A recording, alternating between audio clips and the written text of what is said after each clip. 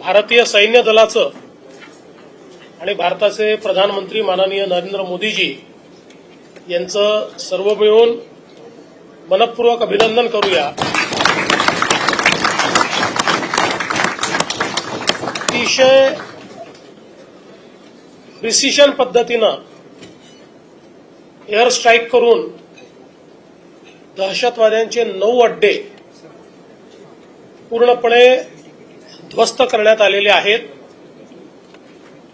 आणि यावेळी ते ध्वस्त करतानाचं संपूर्ण शूटिंग अवेलेबल असल्यामुळे कोणाला पुरावा मागण्याकरता स्कोप देखील राहिलेला नाही आणि मला असं वाटतं की सर्व भारतीयांकरता अभिमानाचा असा हा दिवस आहे की आमच्यावर झालेला हल्ला हा भारत सहन करणार नाही, तर भारत त्याचा योग्य पद्धतीनं बदला घेईल, तो आपण आज घेतलेला आहे। आणि विशेषतः ऑपरेशन सिंदूर हे नाव मला असं वाटतं की